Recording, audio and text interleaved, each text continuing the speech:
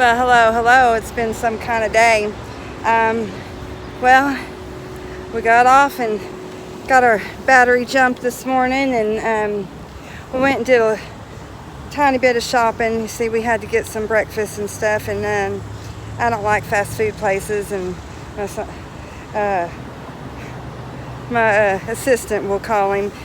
Well, no, I gave him a name. So the kid that's riding around with me, that was staying with my son and I when the virus hit, he joined the Gypsy Show, and he's the announcer, and he does the PR, and he's real good at managing. We gave him a name, Flash, and that's in honor of my old manager that passed away.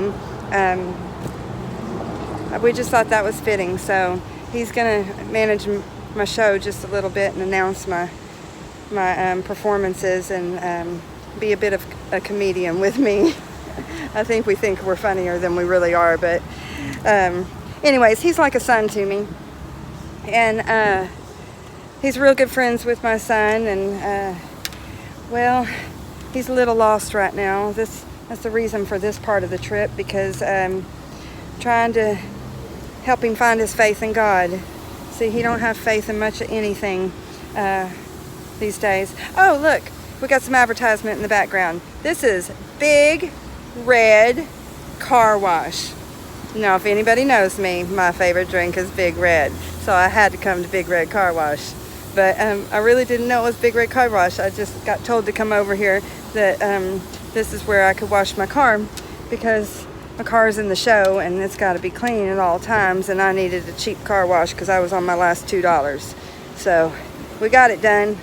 We probably could have used a few more bucks to get it done up really nice, but it's definitely going to do. See, we got an engagement later at the Gainesville high school football coach's neighborhood. We're having a bit of a shindig, a gypsy style. He's inviting some neighbors over. At least that's what we talked about when we were in Walmart this morning. He walked right up to me and said, what did he say? Oh, well, I don't remember. It's not important. But anyways, we started talking about, oh, God, of course. If you know me, it's going to be about that. And that I was a gypsy, and that I was traveling all over the country and just really getting started. But that was the plan, and we'd see how it goes, and that I needed somewhere to play tonight. And he said, well, how about around his house? He's got some neighbors. And I thought that was great. And his name is Coach Sullivan, a Gainesville football coach, high school. I imagine he's pretty famous around here when you're in a small town like this. It's a really small town. I hear it's an oil town, which is funny because I got history in the oil business. So anyways, I imagine he's pretty well known around here, as well as all his football players. So I'm going to ask that he invite his football players over his house tonight or tomorrow night. Maybe it's tomorrow night. But anyways, we're going to go visit with him tonight, and we're going to plan a big shindig, and it'll probably be tomorrow night, I guess, because that'd give people time to plan. And tomorrow's Wednesday, and I imagine they're doing something at the church. Maybe it's at the community church. I don't know. We'll see. We'll see what Coach Sullivan comes up with. This is his town, and I imagine he knows the people a lot better than I do. And hopefully he can get us on the radio station and advertise it, and we'll see how it goes. But now Flash is in the car. He's been driving all day, all night. I've been getting all the rest, so I've got lots of energy right now, and I'm super excited. And so I washed the car because I like to wash my car. I take a lot of pride in this car just because a very special man had something to do with helping me get this, which helped me get here, which is helping me heal some souls with God. And it's all his doing. I give all the glory to him. Some people don't understand when I say sometimes that I'm traveling the country healing people. No, I asked one time this kid, he had Down syndrome. We were at White Rock Lake, my boss and I. My boss liked to roll around the lake, and I got to play guitar and got I guess got paid for it because I was on the clock. I had a really good boss. But this kid, I believe he had some kind of slight disability, real sweet kid. Don't remember his name right now. I'll mention him in a later video, but this was a really profound moment in my life when he walked up to me. He asked if I could play him some songs because he wanted to hear the music, and he sat down at the picnic table there I was playing at, and he sat and he took some pictures. I've posted them before. They're the close-ups of my hand strumming the guitar. He took those, and he had some really nice things to say about my music. And then after he was done listening to my music, we exchanged numbers, and he sent me those pictures. And then he said he had one more question for me. It was real important to him, so I gave him my full attention. And he said, if you could have one superpower in the entire world, anything I wanted, one superpower, what would it be? Well, I didn't hesitate. You see, I'd been sitting there singing and strumming for about an hour already and really trying to practice and make my voice sound better, somewhat better, anything better. And I popped right up and I said, it would be to sing like the angels in heaven and heal the world through music. I imagine that'd be the most powerful superpower there would be, because music is life, and without life you're dead. And so there's always got to be music. And I imagine if I could sing like the angels did in heaven, there'd be no pain, a lot of peace, nothing but peace, harmony, nothing but positive energy, no tears, just like there was in heaven, if I could do that here on earth. It's a pretty tall order. I heard the angels sing one time when I had my heart attack back in January, when I feel like I crossed over to the other side for a minute and a half when my heart attack happened. I was going in for surgery on that cath lab table. Seemed like an eternity I was on the other side. And maybe I wasn't, maybe I was, I don't know. People have different opinions over it. Maybe I was hallucinating, you know. Whatever it was, I did hear something. I heard a voice. He said he was God. And I heard angels singing.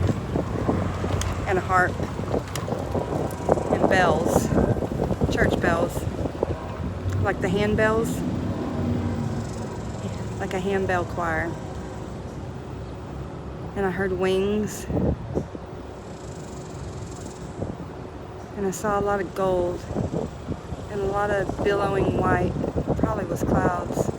It didn't seem like the texture of clouds though when I was there. It seemed kind of, I don't know, more solid. But I heard the angels singing, and there was no more pain. There was no pain there. And I knew it was God talking to me, but I didn't see him. I didn't see anybody really. I saw what I thought was wings because it was gold. It looked like gold feathers. But I definitely talked to God. At least in my head I did. And it changed me as a person. That's why I'm doing what I'm doing. And some people say that I need to quit talking about this, that I sound nuts. Well, here's what I say to them. It changed me as a person. And I wasn't that great of a person beforehand. You see, I was kind of selfish. I made myself look like I wasn't. But I always had an ulterior motive. It was always going to be something that benefited me in the end. And when I was there, when what I perceived to be heaven and talking to God, he showed me my whole life flashing right before my eyes. And all those good things I thought I did, they weren't so good. In fact, God showed me how they hurt everybody and how they hurt him. And then he made me feel that pain. And he's done that to me a few times since my heart attack. Because every time I start to get a little off track, he reminds me with that feeling. And then I have to reel it back in. And it's really easy to do as long as you can keep it on the forefront of your mind. It's training your subconscious, reconditioning it, reprogramming it, I guess you could say, to where you just do it instinctively, where your intuition kicks in and you just think, what would Jesus do before you do any action, and then you're covered. But right now I got to keep it in the forefront of my mind and say, what would Jesus do? And then think about it, and then I actually do it. And sometimes I struggle with what the answer is because it's not what I want to do. And then I get told sometimes that I'm being selfish. Flash just told me that just a few minutes ago because I was telling him something that we needed to do and he didn't agree with it. He wanted to do something else, and I told him that's not what I was seeing is what we needed to do. It's not what I was being shown. And he said I was selfish. And I told him if I was selfish, I'd be down in Austin right now, trying to make up with my ex-husband, trying to get back with my children and him, and making sure I had a roof over my head and doing all those things I used to do. But that's not me anymore. Now, I do everything for God. And selfish. I wish I could be selfish sometimes.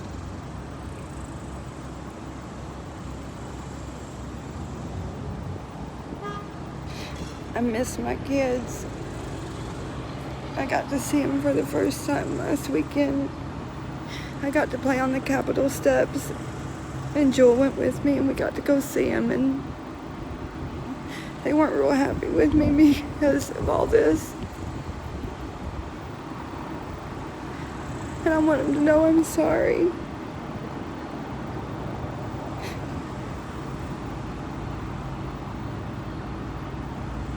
But this isn't my choice.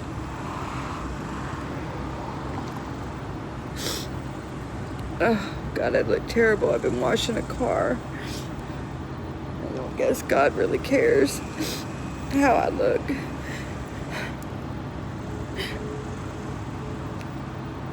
But if I was being selfish, I would be down there in Austin doing everything I could to get in that home that my kids are in and stay there with them because I miss them bad. So when people tell me I'm being selfish, it strikes a nerve. Because I'm the last person I think about in all this. People steal from me. I had a lot of money stolen from me in the last week. And I imagine people will keep stealing from me. My car's been stolen like 4 times, but I keep telling them I'm psychic. I just get in my son's car and go get it. And then I ask them if they want to come home for dinner with me. My friends get upset with me, but I'm going to keep doing it. Anyways, so selfish. So if y'all could do me a favor, if y'all been watching these videos, I don't have that many subscribers. And I need a few more because I'm trying to get to people and let them know about God. And if you could tell a neighbor or a friend, just maybe call them on the phone and ask them if they've heard about this channel. If you don't want to, if God tells you not to and you're not inclined to do so, then just thank you for watching my video. I appreciate that. But if you could tell just one person and ask them to do the same, I imagine I'll reach a lot more people a lot faster and I can get back to my children because I miss them.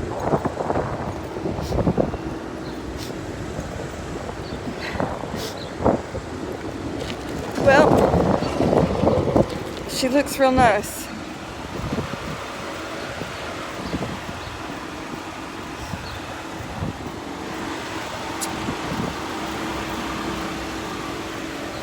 She's got a few little bumps and bruises here and there.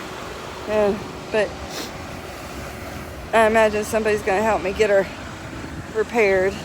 And I've definitely been told I'm going to be given some help to get some magnetic signs for the side that say Healer of Kings, because that would look real nice. That way people would know when we're coming into town, because we're traveling the whole country, every major city and every smaller city in between, meeting with the locals, talking to them about God and how they feel about what's going on with this virus, and making a documentary. This is the awakening of 2020. Welcome aboard. God bless.